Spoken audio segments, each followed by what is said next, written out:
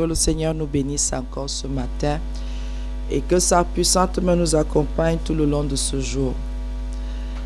Bien-aimés dans le Seigneur, nous avons reçu la grâce, nous avons reçu la bonté de Dieu, nous avons reçu de très grandes choses venant du Seigneur. Et ce matin encore, nous allons en témoigner parce que c'est merveilleux. Le thème de ce matin, c'est la plainte. La plainte. Nous allons lire dans Jacques 5, au verset 9. La Bible nous dit: ne vous plaignez pas les uns les autres, frères, afin que vous ne soyez pas jugés. Voici, le juge est à la porte. Comment ça? Alors que nous ne sommes pas parfaits, alors que il y a des injustices qui se pratiquent encore, comment ne pas se plaindre? Comment ne pas plaider sa cause? Comment ne pas faire connaître sa souffrance? C'est étrange pour l'homme à l'état de l'homme. Mais ici, on parle à ceux-là qui se sont convertis. Ceux-là qui ont volontairement accepté de souffrir comme Christ a souffert. Et c'est très important qu'on le comprenne aujourd'hui. Et c'est à ce niveau-là que on reconnaît un vrai chrétien et celui-là qui fait semblant. C'est ce matin aussi que nous tous nous allons comprendre que les excès de colère, les séparations, les rejets, les mauvaises paroles, la colère même que nous pouvons manifester, que tout cela montre que la conversion n'est pas notre partage. Oui, un converti est rassuré que si on a pratiqué des injustices envers lui, le Seigneur va le justifier. Le Seigneur va le laver de tout soupçon et le Seigneur va prendre soin de garder sa réputation propre en tant que son enfant. C'est vrai. Et la Bible nous dit dans Jérémie que nul ne se plaint avec justice. Donc quand quelqu'un est en train de gémir, je souffre, vous ne voyez pas ma souffrance, ce n'est jamais avec justice. Ou quelqu'un est en train de dire, on m'a fait du mal, on m'a fait du mal, on m'a fait du mal, ce n'est jamais avec justice. En tant qu'enfant de Dieu, pas les païens, pas les impies qui ne connaissent pas Dieu. La Bible dit que chez nous là, je vais aussi parler comme vous parce que nous aussi nous avons le chenou. Chez nous, dans nous les nés de Dieu, nous les mis à part. Il y a quelque chose que nous ne devons pas faire parce que de toutes les façons, cette chose-là est le partage de tous les enfants de Dieu. C'est que nous souffrons. Nous souffrons à cause de notre foi. Nous ne souffrons pas parce que nous sommes des meurtriers. Nous ne souffrons pas parce que nous avons fait du mal à quelqu'un. Non. Nous souffrons à cause de notre foi. C'est authentique. Maintenant, quand les mises à part sont mises à part, sont à l'écart de tout le monde, le Seigneur interdit les plaintes. Maintenant, asseyons-nous bien et regardons donc qui se plaint. Comment nous sommes déjà à l'église? Quelqu'un a enseigné pendant des années. Il commence à émettre des plaintes ici. Oh, il y a les injustices dans cette église. Oh, il y a ceci. Tu n'es pas converti. Parce que c'est interdit que tu te plains de quelqu'un que le Seigneur a mis à part. Comme toi. C'est interdit. Et surtout, que l'extérieur l'entende et que les non-affermis l'entendent. C'est très grave, c'est un scandale. Vous savez, il y a beaucoup de choses qui se passent à l'église comme ça reste à l'église. Mais dès que vous portez déjà, vous amenez ça au quartier, vous commencez à parler de ça au quartier, vous n'avez jamais été converti. Parce que, prenons l'exemple le plus simple, nos maisons. Pourquoi nous avons des maisons? Pourquoi le Seigneur a fait que les hommes aient les maisons, que les oiseaux aient des nids? Pourquoi il a voulu que les lions aient des tanières? Pourquoi il a voulu que que les animaux, les hommes, tout le monde, les oiseaux aient des endroits? Quelqu'un va dire non, c'était pour le repos. C'est parce qu'il y a aussi certaines choses qui doivent être faites seulement à ces endroits-là et qui n'intéressent pas l'extérieur. Ça concerne seulement les gens qui sont dans le nid, qui sont dans la tanière et qui sont dans la maison. Ça ne concerne pas l'extérieur. Et quand vous sortez déjà avec ces choses-là, l'extérieur est au courant. Vous n'êtes pas quelqu'un de cette maison, vous n'êtes pas quelqu'un de confiance. Vous êtes quelqu'un, vous êtes un détracteur, vous êtes quelqu'un qui porte la trahison. Si les mises à part, l'église, on parle de quelque chose à l'église. Tous ceux qui sortent avec ce qui a été dit à l'église sont maudits. Et pas te dire ça aux païens, pas te faire des commentaires parce qu'aujourd'hui, pardonnez-moi de le dire comme ça. Pardonnez-moi vraiment. Toi, tu es à l'église femme. Ton mari ne vient pas à l'église parce que lui ne veut pas se convertir. Parce qu'il y a un genre de choses qui se passent à l'église. Tu peux dire à ton mari. Compte le nombre de jours, compte le nombre de semaines, compte le nombre de mois. Ta foi là, tu vas voir que tu n'as jamais. Donc tu peux ajouter de l'eau à son moulin pour qu'il continue à dire du mal de l'église. Et tu continues à endurcir son cœur en lui disant ce qui se passe à l'église. Parce qu'il faut à tout prix que madame se plaigne, que madame ait quelqu'un à qui parler, parce que madame doit avoir raison. Qui vous a même dit qu'avec Dieu on a raison? Dans la maison de Dieu, il n'y a que Dieu qui a raison. Et c'est lui qui va s'arranger à ce que la raison que lui il a là, que toi aussi, le monde reconnaisse que tu as raison. Ce n'est pas à toi de te recommander, de dire que je suis comme ça. Comme vous voyez là, je suis comme ça, je suis comme ça. Vous-même regardez comment je fais. Non. Tu peux faire tout ça, personne ne reconnaît. Personne ne reconnaît que tu l'as fait. Vous voyez, les gens sont comme ça, ça ne sert à rien ma soeur, ça ne sert à rien mon frère. Tu perds le temps. Tu es en train de te bousiller ton cœur et ta vie pour rien. Ce que tu as à faire, supporte. Et si tu ne peux pas supporter, en parle sans te plaindre. Parle de certaines situations sans plainte, sans gémir, sans souffrance. Dis tout simplement, voilà ce qui se passe. Mettons-nous en prière. Mais ne montre pas trop tes émotions. N'exprime pas trop ces choses-là. Hors de l'église, hors de la famille de Dieu. C'est à l'intérieur que tu dois exprimer cela. Pour que quelqu'un comprenne. Quand quelqu'un est à l'église et est enseigné à l'église, commence à dire des choses terribles. Cette personne est une mauvaise personne. Sachez-le.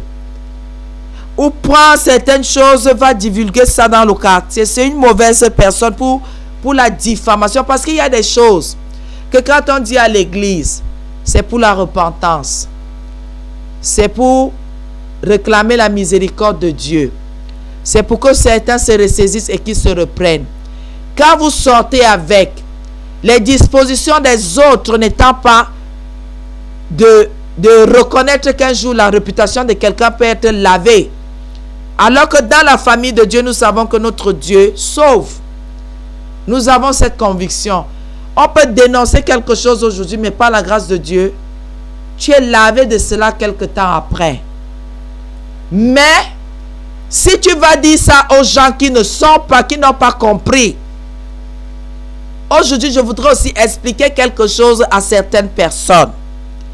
Je voudrais dire à quelqu'un, même si ton péché a été dénoncé, les pratiques que tu as ou que tu avais étaient très mauvaises.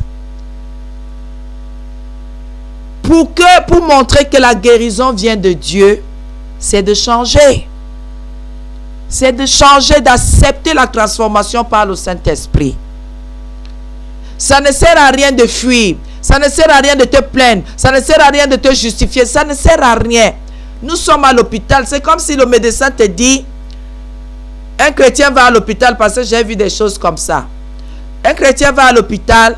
Dès que le docteur lui dit, je prends un exemple, après un examen du Vidal, vous avez la typhoïde. Et au nom de Jésus, je n'ai pas ça. Ce n'est pas ça le problème, mon frère. Ce n'est pas ça le problème, ma soeur. Je révoque au nom de Jésus la maladie là dans ma vie. Ce sont les examens qu'on a fait qui disent que le Vidal est positif. Ce n'est pas le docteur qui déclare cela dans ta vie, c'est l'examen qui a été fait. Quand tu revoques cela dans ta vie, ça ne peut pas faire que le résultat subitement devienne négatif. Quand on vient à l'église, c'est parce qu'on reconnaît que nous avons des problèmes spirituels. Que pour marcher avec Christ, il va falloir faire un dépouillement. Comment tu n'es pas rassuré de ton dépouillement? Toi-même, tu sais, tu reconnais même qu'il y a certaines choses que tu pratiques encore, qui ne sied pas, qui ne vont pas avec la parole de Dieu. Ce n'est pas parce que ça sort de la bouche de quelqu'un d'autre que ça doit t'offusquer. Tu as conscience que c'est ça. Ce n'est pas parce qu'on a nommé tes pratiques ou ce que tu fais que c'est un scandale, que cette chose-là n'est pas ça. Non, ce n'est pas parce qu'on l'a nommé que c'est grave. Non, c'est le fait de le pratiquer qui est grave. Ce n'est pas parce qu'un nom est sorti. Les gens s'attardent sur les noms. Non, on a dit que je suis sorcière. Arrêtez un peu. Tous ceux qui sont dans la maison de Dieu et qui résistent de mettre la parole de Dieu en pratique sont des méchants. Et le méchant détruit. Écoutez attentivement. Le méchant détruit. Le méchant est du diable. Et le diable est le père de la destruction. Tous ceux qui détruisent sont ses enfants.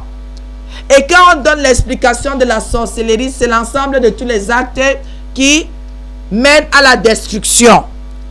Donc, la Bible n'a pas dit, dans la Bible, ce n'est pas écrit sorcier. Je crois 1 ou 2 fois seulement. Mais c'est écrit méchant. Méchant. Celui qui peut maudire alors que sa bouche est venue pour bénir.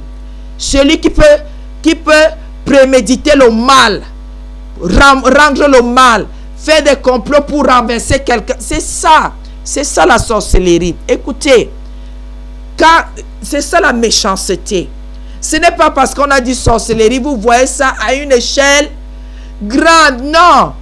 Examinez-vous, vous allez voir que ce n'est pas le mot qui est dangereux.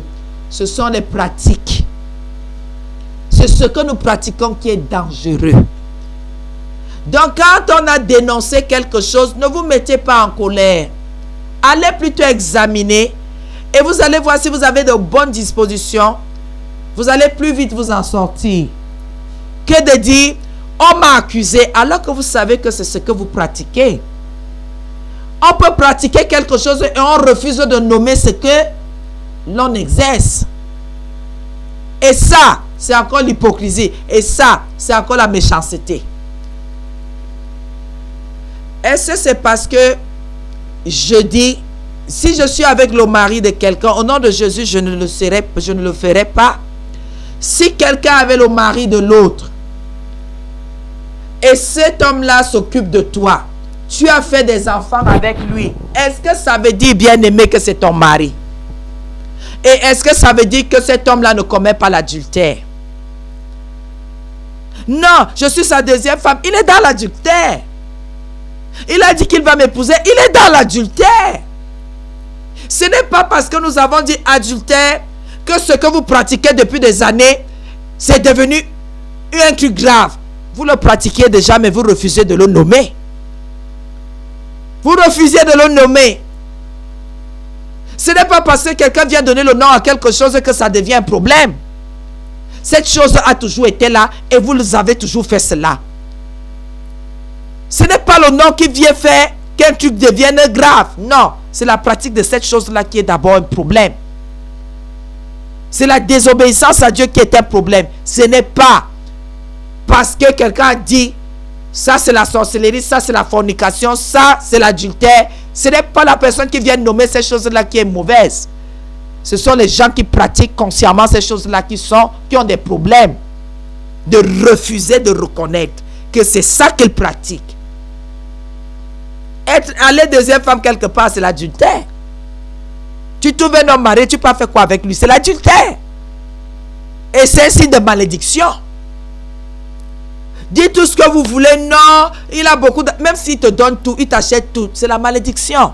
C'est un signe fort de malédiction. Et cet homme est dans l'adultère. Donc, bien aimé, quand on parle de mise à part ici dans Jacques 5, verset 9, on dit ne vous plaignez pas les uns des autres. Nous sommes à l'église. Il y a des choses, normalement, quand on veut parler selon la vérité de Dieu, on s'assoit et on parle. Les plaintes, c'est toujours derrière. Les plaintes, c'est toujours à côté. Les plaintes, quelqu'un ne vient jamais dire à l'autre, tu m'as fait du mal. Ce n'est pas une plainte. C'est une façon de dire à l'autre que peut-être tu ne te rends pas compte de la portée de ce que tu as pratiqué. Voilà ce qui se passe à moi, ça m'a impacté. Et dans la famille de Dieu, ça doit se faire pour qu'il y ait toujours la paix entre les gens, pour l'harmonie dans la prière. Mais si quelqu'un commence à gémir ici, a dit je souffre, a dit je suis rejeté, au milieu de nous, nous devons d'abord nous arrêter et examiner attentivement cette personne. Et nous entendons ces plaintes hors de l'église. Ça veut dire que nous devons faire attention à cette personne. Elle n'est pas des nôtres. Cette personne est contre nous. L'église a perdu sa liberté. Je ne sais pas si les apôtres avaient les bureaux. Parce qu'aujourd'hui, on est obligé de recevoir les gens dans les bureaux, à l'église. Je sais qu'on nous parlait des synagogues. Je ne sais pas si les synagogues avaient les parties où on devait recevoir les gens, mais je sais qu'il y avait des parties où les apôtres pouvaient aller se reposer, pouvaient faire des trucs restreints, mais je ne sais pas si c'était pour les réceptions. Aujourd'hui, bien-aimés, ceux qui sont mis à part doivent se faire confiance. Parce que de l'autre, on doit se dire que la trahison ne peut pas venir. Mais ce n'est plus ça à l'église aujourd'hui. On ne sait même plus qui est chrétien, qui n'est pas chrétien. Les gens s'évitent, les gens ont peur les uns des autres. Quand la Bible dit, quand il y a des plaintes au milieu de nous, c'est qu'il y a des mécontentements. Il y a des mécontents et des mécontentements. Il y a des gens qui ne sont pas joyeux d'être au milieu de nous. Ils se disent que on ne les traite pas de la bonne façon. Mais je veux donc demander, la bonne façon même, c'est quelle façon? Parce qu'il y a des façons vraiment qui ne sont pas des façons bonnes. Si tu as besoin de prière, on prie pour toi. Si tu as besoin d'un coup de main, on te donne un coup de main. Si tu es malade, on t'assiste financièrement et en prière. Je ne sais pas comment les nés de Dieu veulent aujourd'hui que il n'y ait pas de plainte au milieu de nous si des gens ont des desseins égoïstes. Quelqu'un veut être le centre de toutes les attentions. Alors que ce n'est pas ce que Dieu demande. Ce sont les desseins égoïstes, ce sont des plans égoïstes. Nous avons vu en assemblée, quelqu'un arrive. Il a une situation qui n'est pas très facile parce que l'effet de groupe, vraiment, c'est une bénédiction de l'Éternel. Quand quelque chose ne peut pas vous impacter seul, quand quelqu'un a un problème, chacun donne ce qu'il peut. On finit par soutenir un frère, soutenir une soeur, prendre soin de quelqu'un, quelque part. Donner 1 mois, 2 mois de loyer, ça dépend de comment ça peut arriver. Si ces choses-là, les mises à part, les gens de l'église peuvent le faire, nous bénissons déjà le Seigneur pour cela. Mais quand quelqu'un insiste que c'est seulement à moi que vous devez faire ces choses-là, il faut déjà faire attention. Il faut plus apprendre aux gens à travailler. Parce que celui qui ne travaille pas se plaint beaucoup.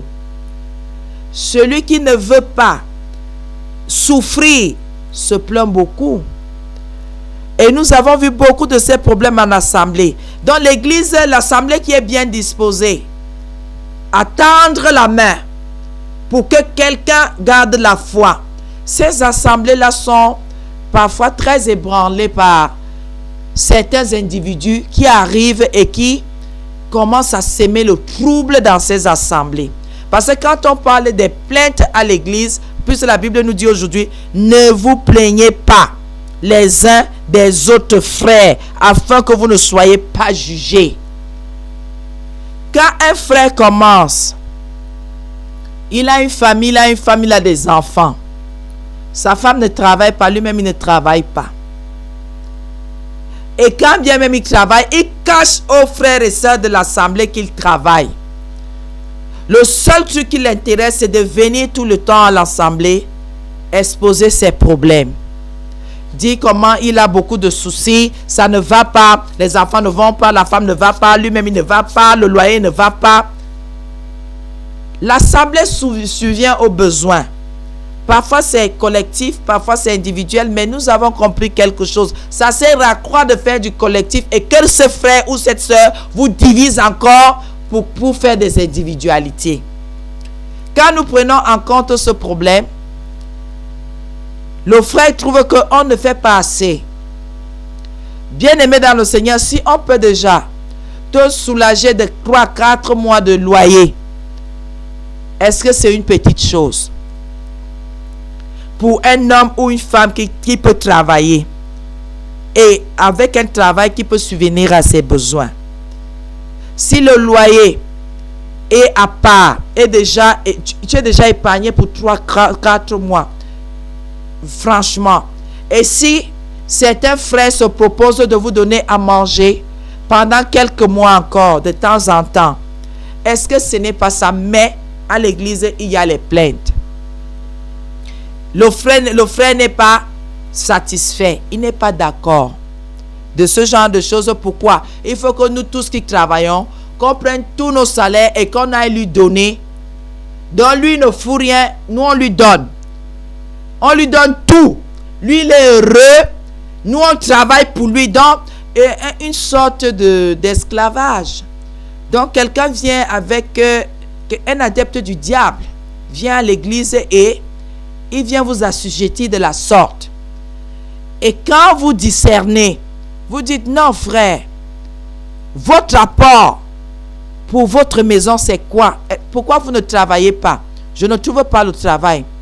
Mais bien aimé, dès que cette personne est dévoilée comme ça, elle ne met plus du temps dans cette assemblée, change, va ailleurs et subitement vous voyez cette personne travailler tous les jours. Tous les jours de sa vie, cette personne est en train de travailler. C'est là où vous vous posez la question que, mais, le fait de manifester l'amour de Dieu est-il devenu une pierre d'achoppement pour les frères et sœurs dans la foi? On nous demande dans la Bible de pratiquer l'hospitalité. Oui. Donc, si j'ai un logement, je peux prendre un frère, une soeur ou une famille, je mets dans ce logement. Bien aimé, Je prends dans le frère et la sœur, je mets toi tu les mets dans quelque part. Ils ne payent pas le courant. Ils ne payent pas la maison. C'est encore à moi d'aller chercher à manger pour leur donner. Pendant tout le temps qu'ils passeront, donc s'ils passent 1 an dans cette maison, c'est à moi de les nourrir tous les jours. Le frère n'est pas malade. Son épouse n'est pas malade. Personne ne travaille. Ils sont sur le dos des autres. Il y aura toujours les plaintes à l'église. Tant qu'il y aura des gens comme ça. Et ce ne sont pas des nés de Dieu. La Bible recommande à chacun d'entre nous de travailler de ses propres mains. De travailler de ses propres mains. Et c'est là où vous vous rendez compte que quand vous faites ce genre, vous posez ce genre d'acte que la Bible recommande, c'est là où certains vous montrent qu'ils vont vous exploiter alors que la servitude a été brisée. Alors que la servitude a été brisée, l'esclavage a été anéanti. Les soi-disant, les sympathisants de Christ là, viennent et ils disent qu'ils veulent assujettir les nés de Dieu. À leur guise, abuser de l'église. Si ce n'est pas la malédiction, c'est quoi? Quelqu'un travaille, tu le mets mal à l'aise pour qu'il profite du fruit de son travail. Quand la Bible demande de ne pas se plaindre, il y a tellement de choses à l'église que vous ne pouvez pas comprendre. Il y a toujours les plaintes parce qu'il y a les non-convertis. Il y a les gens qui viennent avec les méchancetés dans leur cœur, qui ne veulent jamais les abandonner. Le doigt est toujours vert, le porté vert. Jamais il ne se pose la question que, mais moi-même je fais quoi pour que ça se passe comme ça? Pourquoi ma vie? Et dès qu'il quitte cette assemblée, c'est là où vous comprenez que c'était conscient. C'était consciemment que ces gens-là pratiquaient ces mauvaises choses. Les gens entrent à l'église et font semblant d'être extrêmement dans une extrême pauvreté, un manque de tout. Ils font semblant. Quand maintenant l'église se mobilise pour dire que la qualité de situation, c'est comment la foi peut être stable. Vous voulez entendre ce que disent les gens?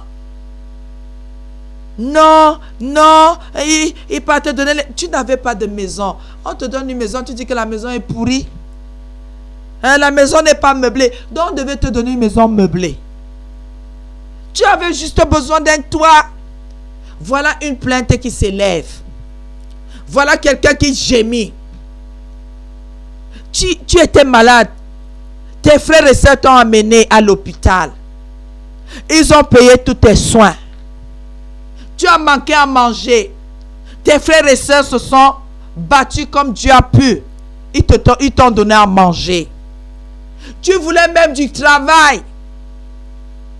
Les gens à l'église se sont mobilisés. Ils t'ont trouvé du travail. Et quand on te trouve du travail, tu ne donnes pas ton offrande à l'église. Tous les frères sont étonnés que comment même l'offrande, la reconnaissance dont à Dieu est où? Si tu ne peux pas donner de ton offrande, comment, où est la reconnaissance? Pire encore, la libéralité, ce n'est même pas dans ton programme. Alors qu'on t'a donné un travail de près de 100 000 francs. Tu as trouvé un travail de près de 100 000 francs.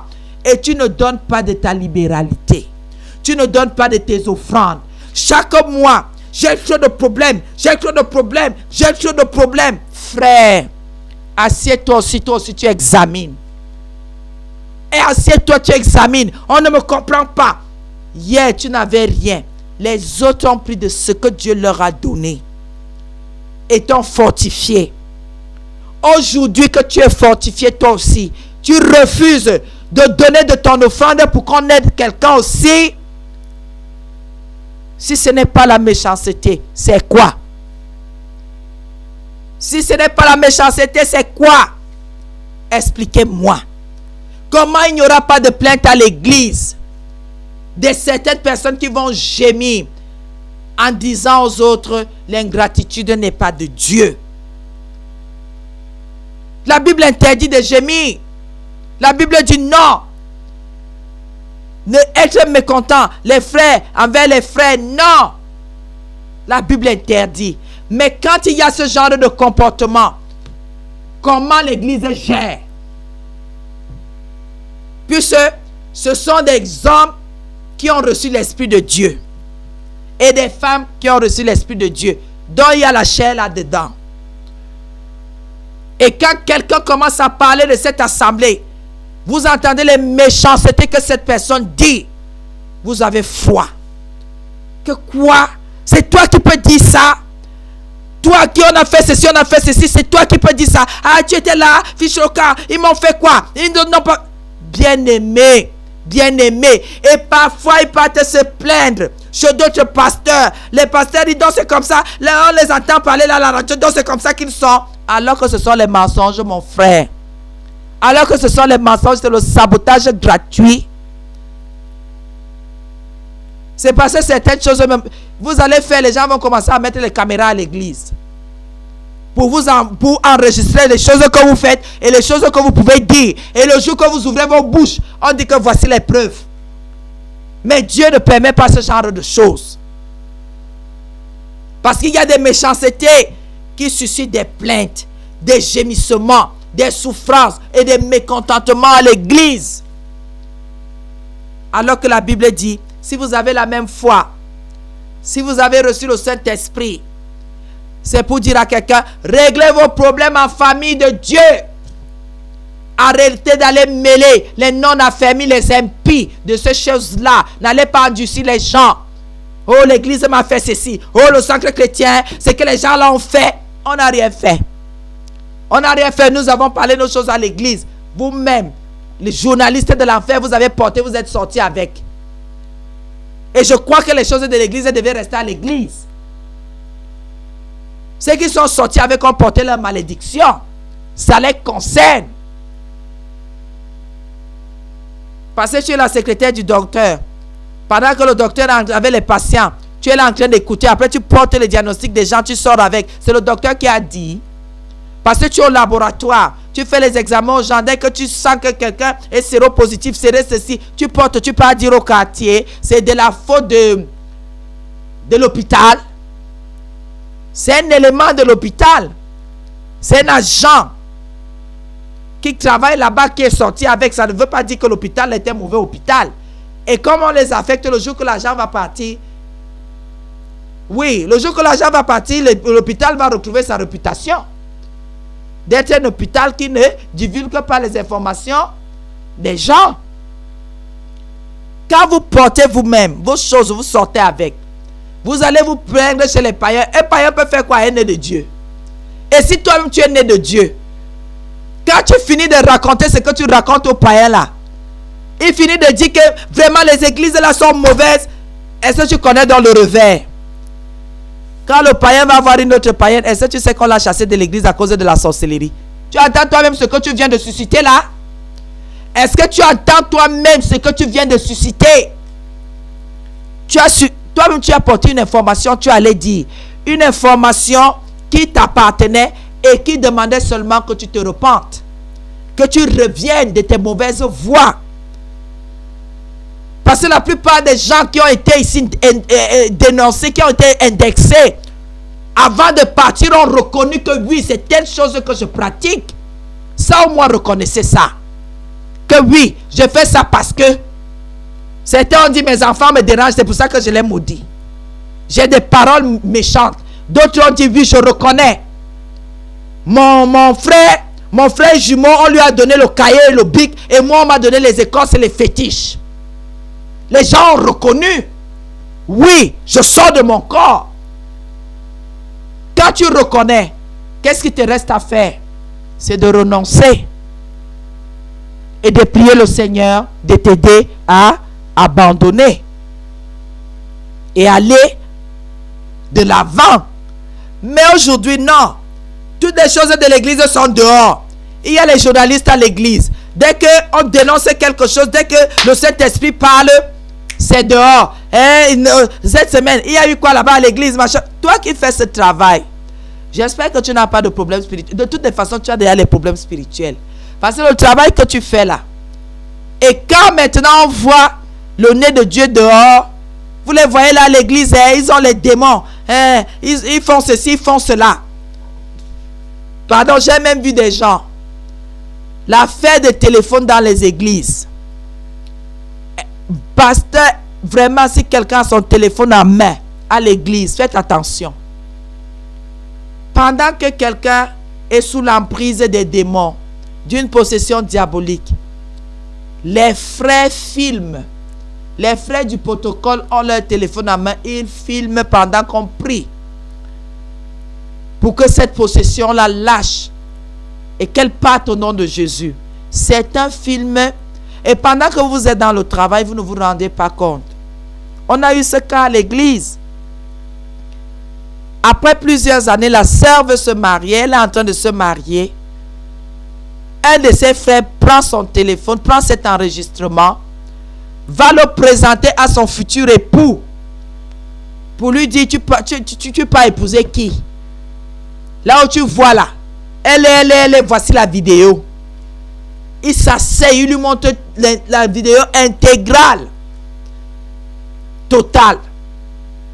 Voilà quelque chose qui s'est passé dans l'église. Vous voyez pourquoi il ne faut pas, ceux qui passent le temps à faire que les gens sont sous l'emprise des démons, ils braquent les caméras, les gens sont en train d'accoucher des choses mauvaises ou de vomir, braquent des caméras. Vous êtes dans la vulgarité, vous êtes dans la méchanceté. Ça, la maladie de quelqu'un, on l'expose ça comme ça. Quel est l'homme conscient qui n'a pas le Saint-Esprit, qui n'a pas l'Esprit de Dieu, qui va encore approcher la fille là?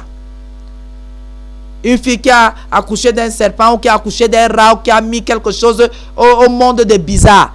Quel est le gars de l'église qui va encore, qui n'est pas affermi, qui va accepter ça? Les nouveaux qui viennent, les anciens leur disent, n'approche pas la fille là, elle accouche elle met au monde des rats. Et ce ne sont pas des nés de Dieu. Ce ne sont pas des mises à part. La réputation de quelqu'un, de la maladie spirituelle de quelqu'un d'hier, le Seigneur peut restaurer cette personne aujourd'hui. Il ne viendra pas vous dire que j'ai restauré. Donc il ne faut pas garder les gens en captivité. Il ne faut pas garder les gens dans la mauvaise réputation. Et il ne faut pas garder les maladies des gens alors que notre Dieu guérit. Il restaure et il établit. Et ce matin, les multiples plaintes qu'il y a partout là ne doivent pas exister. Si quelqu'un est né de Dieu, il doit plutôt s'asseoir et examiner. Quand on m'a dit ceci, le but c'était quoi? Allons doucement. Si on me dit arrête la colère, ma Blanche, arrête de te mettre en colère. Si j'arrête d'être en colère, le but quand cette personne me dit ça, le but c'est quoi? Le but à atteindre c'est quoi? C'est pour me ridiculiser? C'est pour m'humilier? Non. C'est pour me dire, tu es une meilleure personne, et tu seras une meilleure personne sans la colère, tu seras encore meilleur. Et Dieu voudrait que tu sois meilleur, que tu avances, que tu grandisses. La colère là est un problème, est une pierre d'achoppement pour toi. Si par la grâce de Dieu, tu pouvais reconnaître cela et passer à autre chose. Je vais m'arrêter. Non, ce sont mes enfants qui me mettent en colère. Ils ne comprennent pas. Donc je vais justifier mon état par rapport aux enfants. Je vais justifier mon état par rapport aux difficultés que je rencontre dans mon travail à l'église. Alors que la Bible me recommande la douceur, je serai toujours en colère. Non. Je dois m'asseoir, examiner, trouver la source. Ce qui suscite ça en moi. Est-ce une frustration? Est-ce que j'ai reçu cette frustration-là? Ça fait des années. Et ça a bousillé ma stabilité spirituelle. La paix n'est plus mon partage. Voilà les choses qu'il faut déterminer. Au lieu de passer le temps, comment ils peuvent me dire ça? Après toutes les années que j'ai passées et là-bas, et ils peuvent me dire ça, pourquoi? Non, ce n'est pas juste. Ce n'est pas juste. Quelqu'un peut faire 50 ans de mariage, son mari ne la connaît pas, sa femme ne connaît pas. Une petite habitude que tu as et que tu caches. Et un jour, ça sort, boum, tu dis, donc c'est comme ça que, donc c'est toi, c'est vraiment toi ici maintenant encore. Non, la partie, l'autre dit, oui, c'est moi. Donc tu ne savais pas que je suis comme ça. C'est alors moi là tout. C'est alors le vrai moi là maintenant. Après 25-30 ans de mariage. Et la Bible nous rassure en nous disant qu'il y a certains péchés qui viennent, qui remontent après le temps. Et il y a des trucs trop visibles. Il y a les petits démons là, les petites manifestations là qui sont au-dessus, qu'on voit vite. Mais avec le temps, il y a quelque chose qui remonte, qui n'est pas parfois agréable à discerner. Il y a certains péchés qui remontent avec le temps. Si le temps, vous ne l'avez pas eu, vous ne pouvez pas savoir que tel est comme ça. C'est avec le temps que vous discernez que l'autre est comme ça, l'autre comme ça. Ah! Et vous mettez en prière. Bien-aimés dans le Seigneur, les multiples plaintes, les multiples souffrances, les gémissements que nous avons à l'église, c'est parce que nous ne sommes pas convertis. Et si bien même ça t'arrive, reste avec ça à l'église. Ne va pas raconter ça à un non-affermi. Il te donnera des mauvais conseils et il te dira des choses méchantes. Et tu vas faire que cette personne ne reçoive jamais Jésus. Parce que c'est ça l'inconvénient pour cette personne. J'ai entendu beaucoup de choses. Et ce matin, je vais dire, la justice n'est point dans l'homme charnel. Il ne connaît pas la vérité. La chair ne connaît pas la vérité. La chair se justifie toujours. La chair veut se prévaloir, veut se donner une valeur et ce n'est pas vrai. Quand tu te plains, la Bible est claire, hein? Quand tu pars, hein, frère Patrick, tu vois, voilà ce que tel m'a fait. Est-ce que c'est normal que mon frère me fasse ça? Et nous prions tous ensemble. Le frère Patrick est un frère dans la foi. Ça, c'est là dans la famille de Dieu. Il ne peut pas me juger.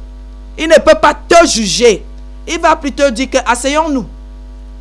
Pourquoi?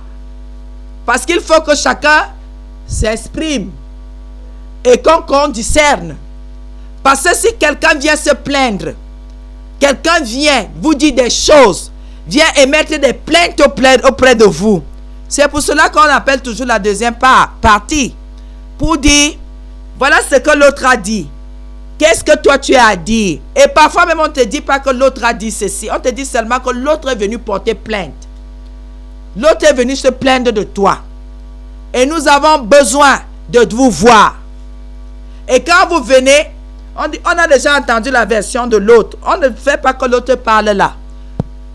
Votre version c'est quoi? Vous commencez aussi à parler sans connaître la version de l'autre. Après on vous fait une confrontation. Ayant déjà entendu les versets, les dits de l'autre et les dits de l'autre, on fait maintenant une confrontation. Pour que quoi? La vérité surgisse et que la vérité jaillisse. Et quand ces choses-là sont faites, c'est dans le but. Le but à atteindre, c'est quoi? Que la justice soit pratiquée. Tu ne peux pas faire que tu quittes la maison où on crée du spirituel. Tu peux parler au charnel.